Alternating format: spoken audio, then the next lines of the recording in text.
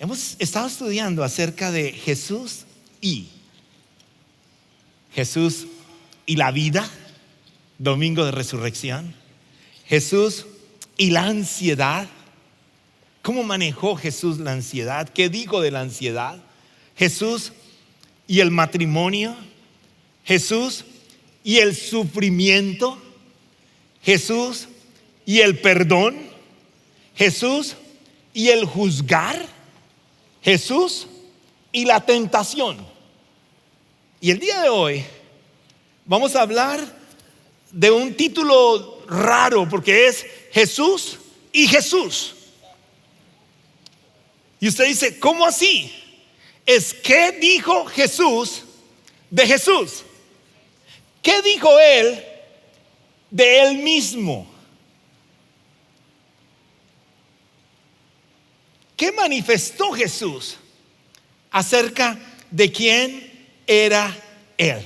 El Señor Jesucristo tomó sus discípulos y los llevó a un lugar extraordinario, raro, feo. Extraordinario, raro y feo. Usted va a decir, no rima. Seguro que no, pero era extraordinario, con una naturaleza hermosa. Raro porque tenía un ambiente satánico. Satánico. Y extraño porque tenía un Dios muy raro que se adoraba en ese lugar. Y el Señor Jesús se llevó sus discípulos para dar una clase magistral, pero al mismo tiempo para mirar cómo estaba el corazón de sus discípulos. Él ya sabía que muchos de ellos estaban como perdidos todavía acerca de quién era Jesús. Entonces Él los lleva a este lugar. Y les quiero invitar a abrir la Biblia hoy en Mateo capítulo 16. Porque en Mateo capítulo 16 pasa algo poderoso. Hay una cátedra, hay una enseñanza, hay un examen que el Señor Jesucristo le hace a cada uno de sus discípulos. Y es un examen que el Señor nos quiere hacer a cada uno de nosotros hoy, para estar seguros de si nosotros estamos entendiendo quién es Jesús. Y dice así la escritura en el verso 13: cuando llegó a la región de Cesarea de Filipo, Jesús preguntó a sus discípulos: ¿quién dice la gente que es el Hijo del Hombre? Uno de los nombres del Señor Jesús fue el Hijo del Hombre, otro el Hijo de Dios, otro el Mesías. Y vamos a encontrar cantidad de nombres de él, pero él les pregunta a sus discípulos: ¿qué dice la gente que está alrededor? ¿Quién soy yo? Eso es lo que está preguntando el Señor Jesucristo, y se lo está preguntando ni más ni menos que a sus discípulos. Aquí está el primer elemento que quiero que guardes en tu corazón, que la escritura nos enseña hoy, que siempre lo recuerdas, y es: Jesús quiere que tengas claridad de quién es Él. Si yo tengo claridad de quién es Él, mi vida es diferente. Si en el mensaje de hoy no captas con claridad quién es Jesús, te quiero decir de que tu fe es muy débil, no va a estar cimentada en algo estable y no vas a poder disfrutar de las abundancias del reino de Dios. Y el Señor Jesucristo empieza a hacer este examen porque Él quería que sus discípulos, que iban a llevar el mensaje hasta lo último de la tierra, tuvieran claridad de quién es Él. Él hizo esta pregunta porque vio a algunos que estaban enredados.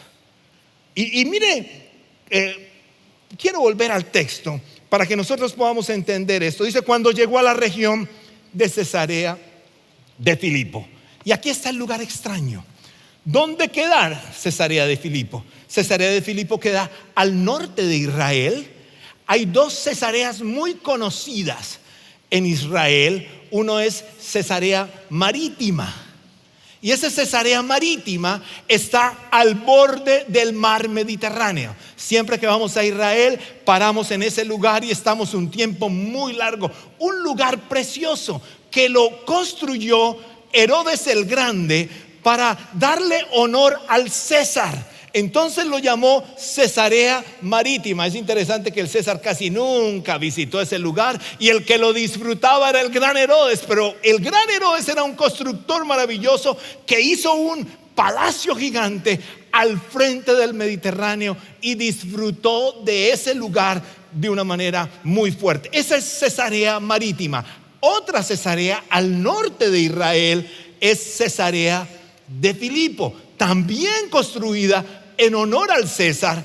Pero lo que pasaba en Cesarea de Filipo es que era un lugar con una naturaleza maravillosa. Yo quiero que usted mire esta foto que está aquí, porque esta foto nos muestra el nacimiento de gran parte del río Jordán, y pasa exactamente ahí en Cesarea de Filipo. Siempre que vamos ahí a ese lugar nos tomamos fotos. Ahí usted ve mucha gente con un tarrito llevándose agua porque dice: esa agua está bendita. Bueno, no sé qué tan bendita, pues bendita de lo bonita que está ahí. Pero ahí es donde nace el río Jordán, o parte del río Jordán, y es un lugar muy, muy hermoso. O sea, con una naturaleza donde se manifiesta la grandeza del Señor, porque sale de la misma tierra el agua limpia y pura creada por el Señor. O sea que pasa algo maravilloso. Pero ahí mismo, en Cesarea de Filipo, también había algo interesante. Había un templo.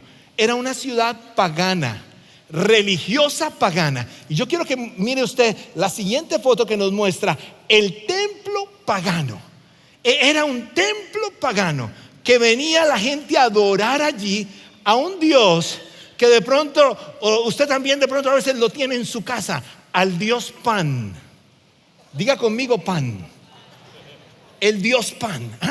Ese Dios Pan era una persona o una imagen mítica que tenía parte del cuerpo humano y parte del cuerpo animal. Y tenemos una foto del Dios Pan aquí. Ese Dios Pan asustaba. Dice que la imagen de él asustaba hasta los pobres animalitos que estaban por ahí. Y es interesante que la palabra pánico viene del Dios Pan. Cuando usted va a la palabra pánico ahí del griego, usted se va a dar cuenta que viene de mirar a este Dios que asustaba tanto a las personas y la gente le tenía tanto miedo, que de ahí viene la palabra pánico, del Dios Pan. O sea que no estamos hablando del roscón de pan con azúcar y guayaba por dentro. No estamos hablando de ese guava por dentro. No, estamos hablando de un personaje mítico que mostraba susto, y que la gente llegaba a la ciudad de... Me diga que tengo que volver a empezar. ¿A la ciudad de qué? De Cesarea de Filipo. ¿Para qué? Para adorar a este Dios.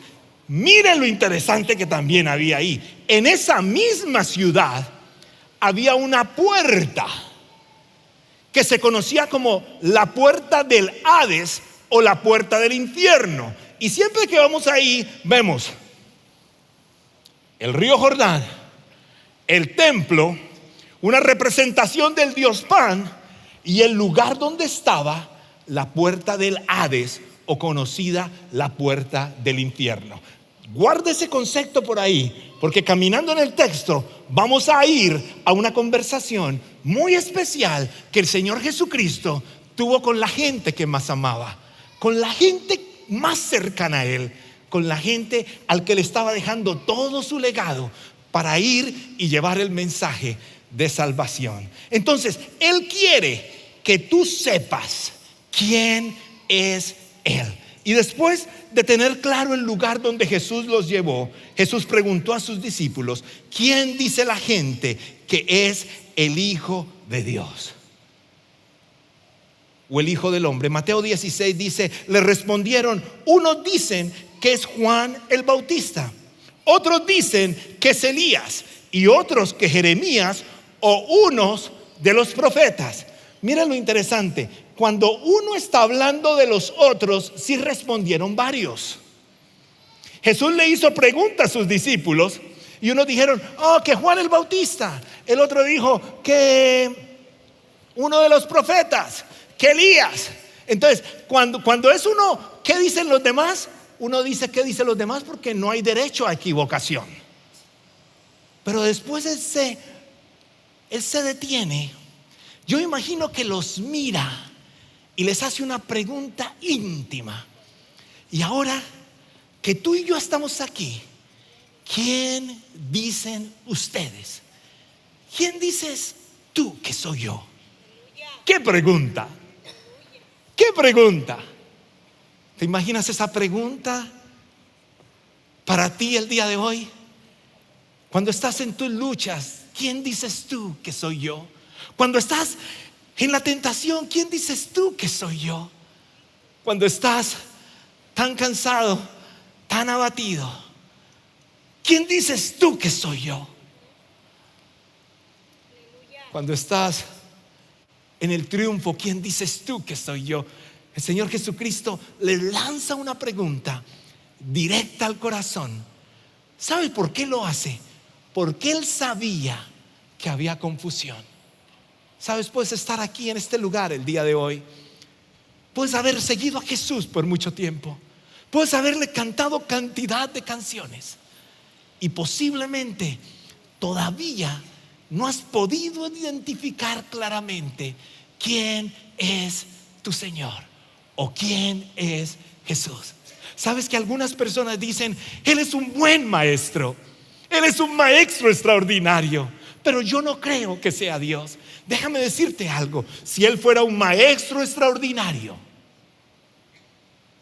y no es Dios, sería el maestro más mentiroso y estafador del mundo, porque Él dijo quién era Él.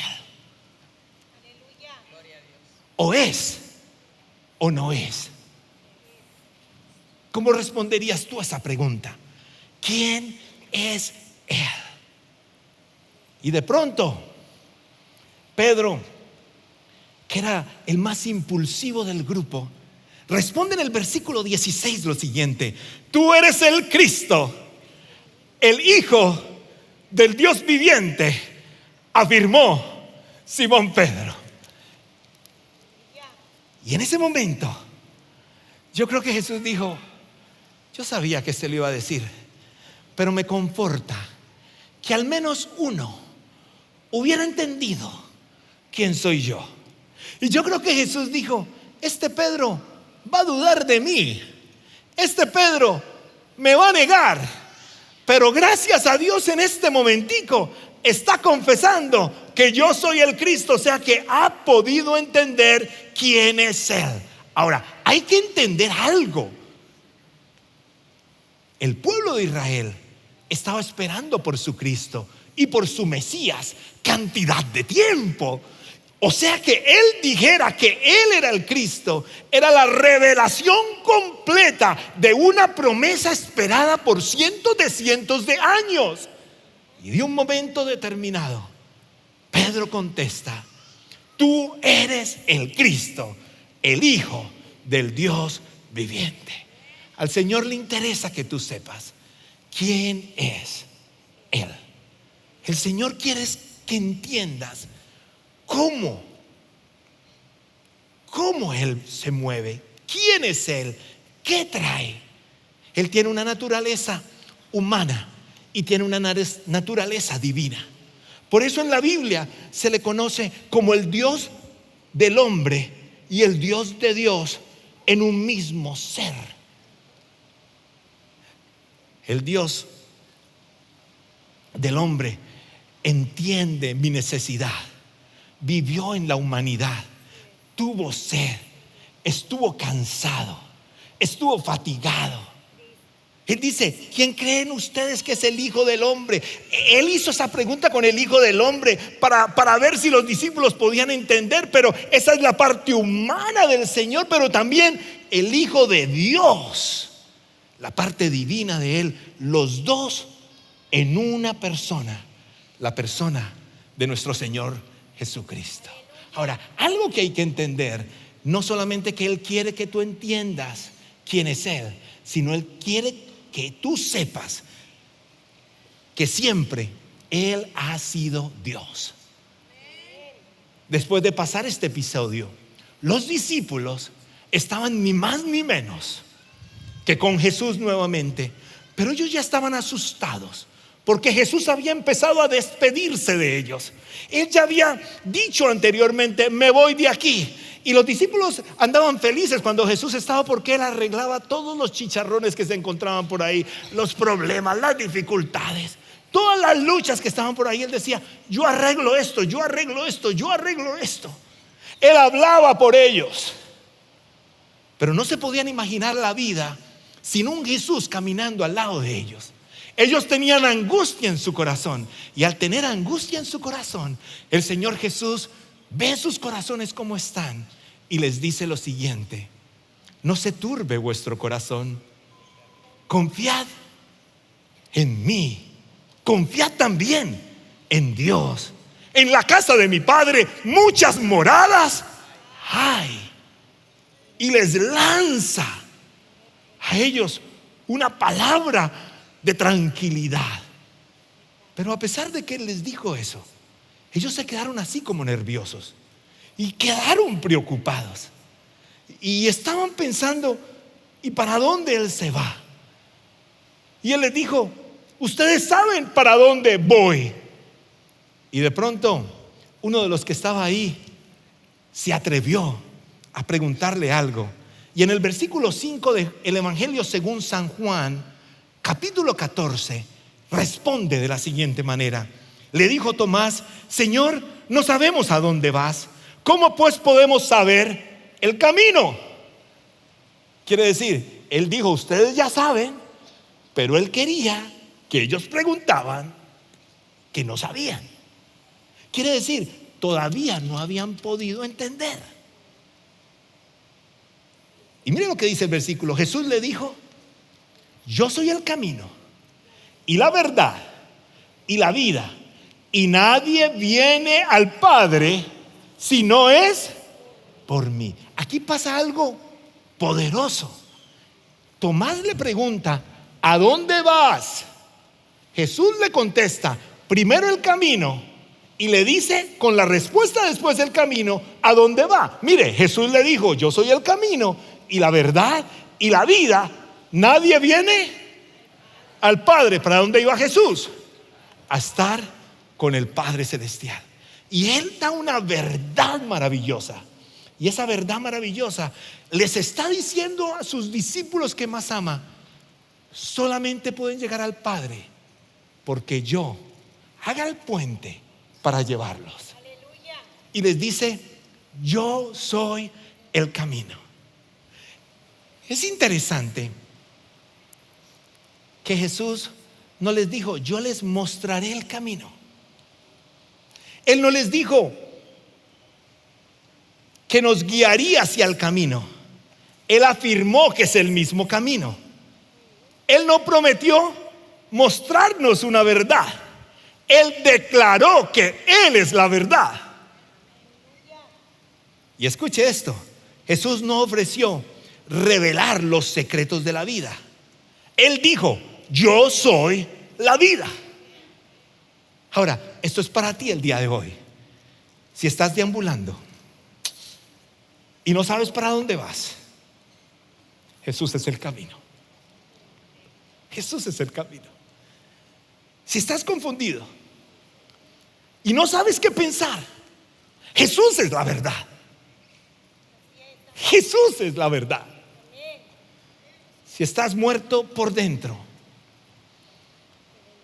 con toda tu vida destrozada, Jesús te dice: yo soy la vida. O sea que si yo entiendo quién es Él, lo entiendo todo. El versículo 7 nos ayuda a entender aún más lo fácil que es para nosotros estar perdidos. Mire lo que dice: si me conocéis, también a mi Padre conoceríais, y desde ahora le conocéis y le habéis visto. Y ahí mismo Felipe brinca, levanta la mano y dice lo siguiente: Señor, muéstranos al Padre y nos basta. Y Jesús le dijo: tanto tiempo hace que estoy con vosotros y no me has conocido, Felipe.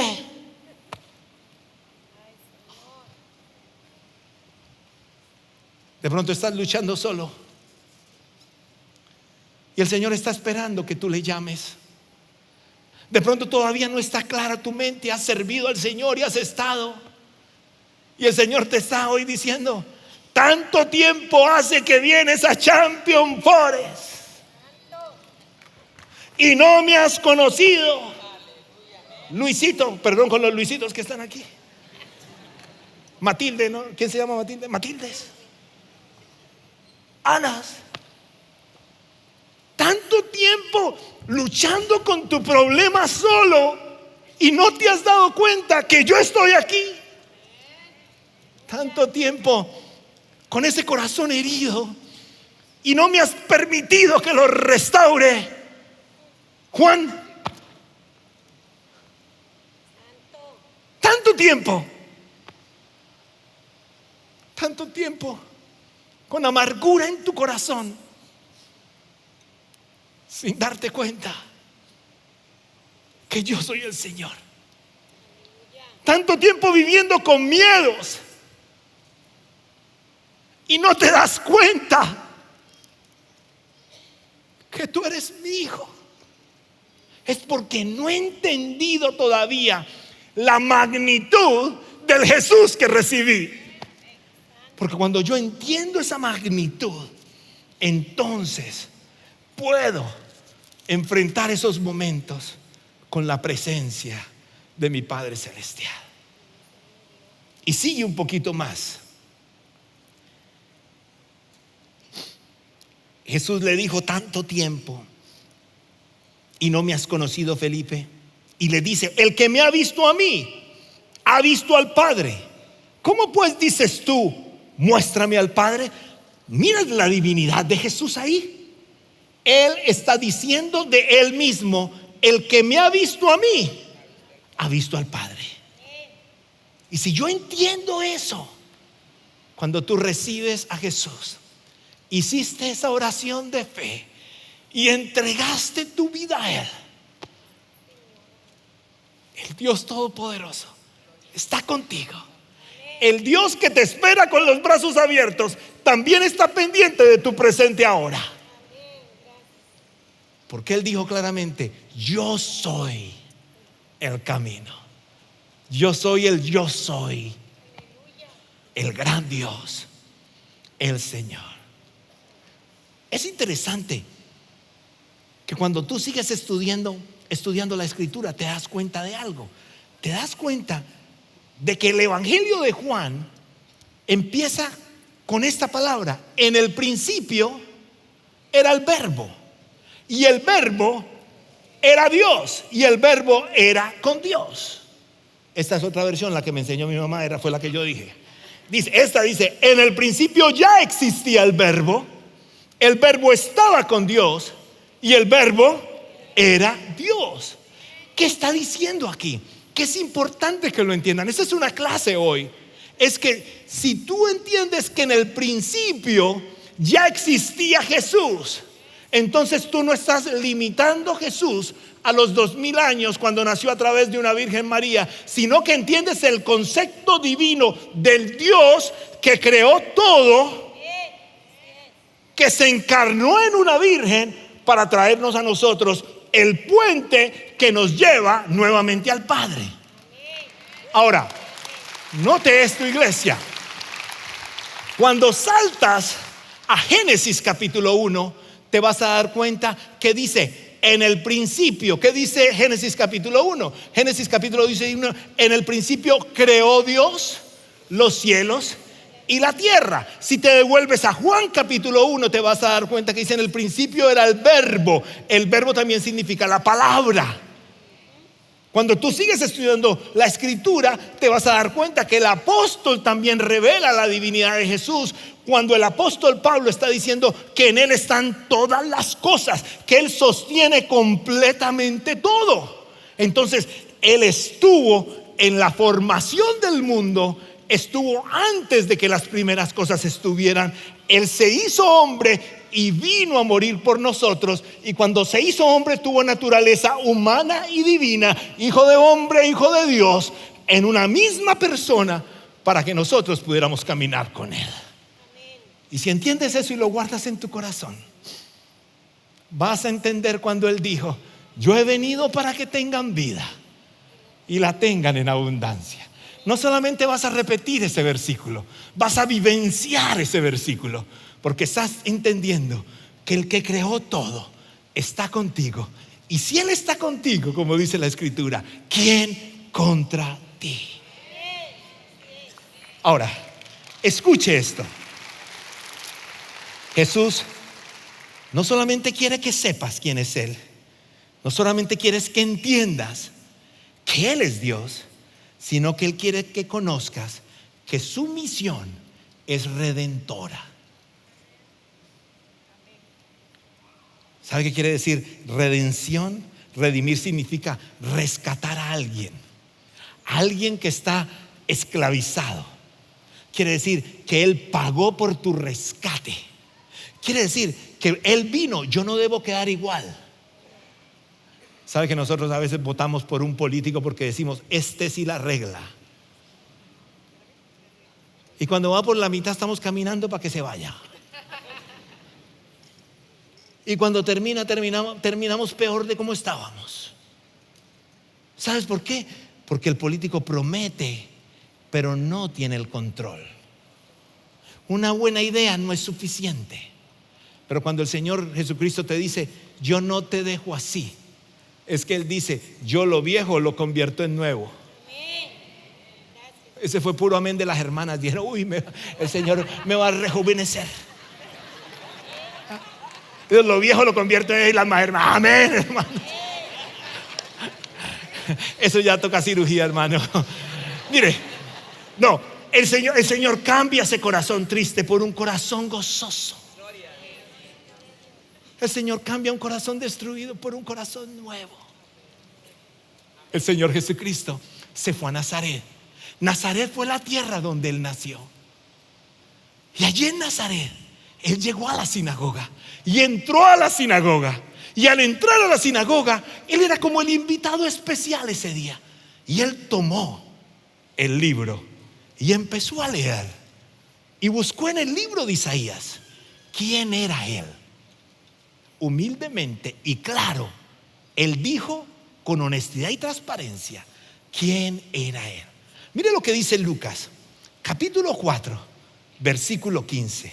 Vino a Nazaret, donde se había criado, y en el día de reposo entró en la sinagoga conforme a su costumbre y se levantó a leer. Y se le dio el libro del profeta Isaías. Y habiendo abierto el libro, halló el lugar donde estaba escrito. ¿Qué estaba escrito ahí? ¿Quién era Él? Y todos los ojos estaban puestos sobre Él. Y de pronto empieza a leer: el Espíritu del Señor está sobre mí, por cuanto me ha ungido para dar buenas nuevas a los pobres, y me ha enviado a sanar a los quebrantados de corazón, y pregonar libertad a los cautivos, y vista a los ciegos, a poner en libertad a los oprimidos, a predicar el año agradable del Señor. ¿Qué empezó a decir?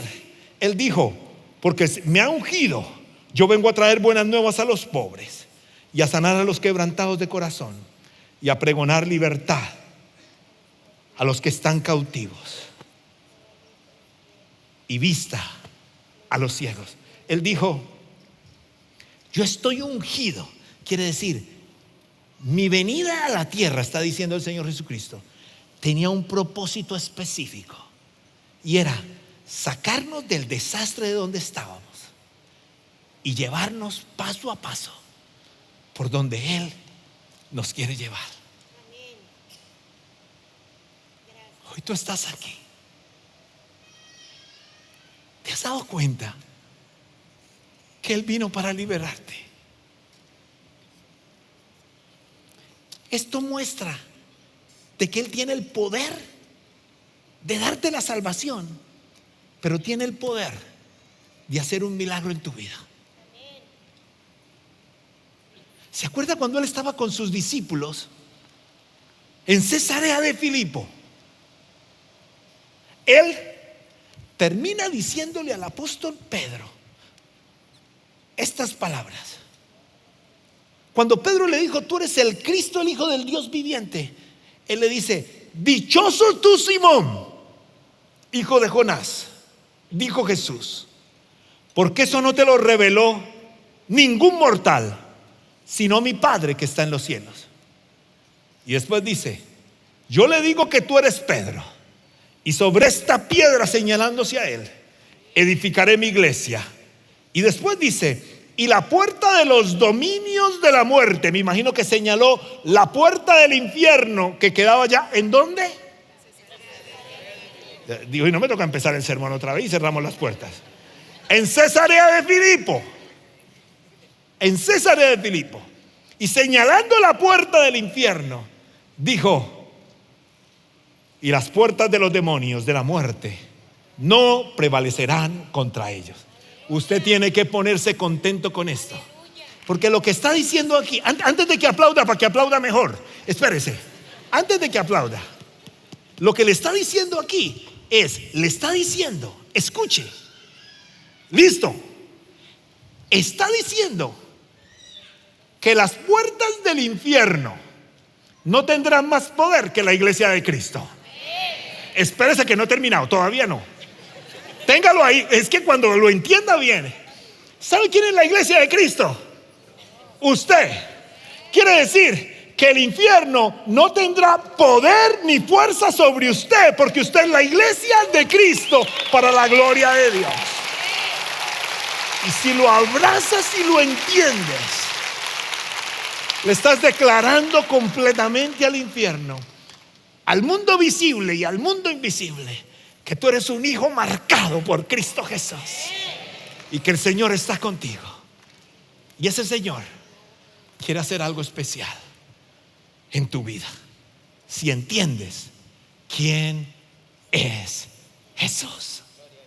¿Sabes quién es Jesús? Hoy en tu lucha y en tus miedos, Él está frente a ti. Él vino para traer vista al ciego, para liberar al esclavo. Él vino para darle una nueva oportunidad al que está caído. Pero la palabra dice que todo lo que pidieres en su nombre será hecho. O sea, ¿qué tengo que hacer yo? Tengo que pedir en el nombre de Jesús. Y cuando yo pido en el nombre de Jesús, el Señor decidirá qué es lo mejor para mí. Pero hice partícipe al Señor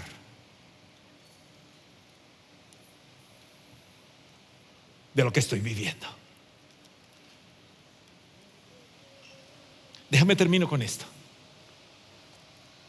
Hace 2 semanas pasé por un Chick-fil-A.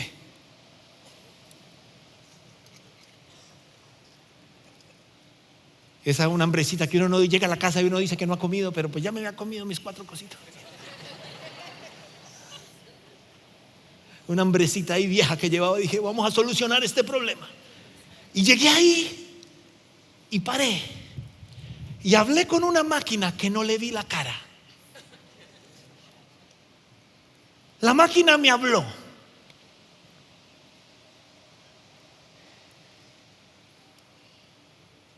Después seguí y llegué a la primera ventana. Y en la primera ventana tenía que pagar. Pero escuche esto: el carro de adelante pagó por usted. Y yo: ¿y quién es el carro de adelante? Ni idea. Si está aquí uno de los que pagó por mí, gloria al Señor, me lo multiplique. Señor, ¿ah? Pero después pasé a la siguiente ventana. Y en la siguiente ventana me dieron mis 4. No, los otros, los más grandecitos, los chicken strips, ¿no? Esos son para los niños chiquitos. Yo soy un poquito más grande. Entonces recibí mis 4. con mi Chick-fil-A sauce. Oh, it's amazing. ¿Ah? Y la agarré y me fui. Inmediatamente recordé algo. Muchas veces tú le hablas a tu Dios, pero tú tienes que pedir algo. Y muchas veces no estamos pidiendo. Después vas a llegar a la segunda ventanilla. Y en la segunda ventanilla vas a pagar. Y el Señor ya dice: yo en la cruz del Calvario pagué por ti. Tú estás viviendo por la gracia que yo tengo para ti. No tienes que pagar absolutamente nada. No tienes que pagar nada. Y después sigues a la siguiente ventanilla. Y en la siguiente ventanilla recibes lo que Dios tiene para ti. Pero tienes que primero hablar con el que no ves, pero escuchas. Y ahí empieza tu viaje de fe. De pronto estás con algo hoy y has entendido quién es Jesús. Ese mismo Jesús que llevó a sus discípulos a un lugar pagano para mostrarse quién es, está en este lugar. Y tú le interesas. Y Él quiere hacer milagros porque es su especialidad. Y cuando tú miras, te empiezas a dar cuenta de que alguien recibió a Jesús, de que alguien caminó, de que el ciego vio y ellos hablaron. El Señor no les cobró y el Señor hizo. No compres al Señor Jesús con tus ofrendas y diezmos. Eso lo das porque entiendes la misión de la iglesia. Porque no compramos a Jesús con los diezmos y las ofrendas. Ganamos la bendición de Jesús cuando entendemos quién es Él. Y si lo entiendo claramente, el Señor hará en mí algo extraordinario para siempre. Quiero invitarte a que cierres tus ojitos. Gracias por participar del servicio a través del internet. Esperamos que la experiencia de hoy haya alentado y desafiado su mente y corazón. En Champion Forest nos apasiona ayudar a las personas a conocer a Dios, a crecer en su relación con Él y con los demás, mientras todos, como cristianos, hacemos una diferencia en el mundo. Nos encantaría tener la oportunidad de hablar y orar con usted. Le invitamos a que ingrese a championforest.org/conectar para que podamos estar en contacto. Y por supuesto, esperamos con ansias el momento de poderles saludar en persona en una de nuestras sedes. Que Dios le bendiga y tenga una semana llena de la presencia del Señor. Nos vemos pronto.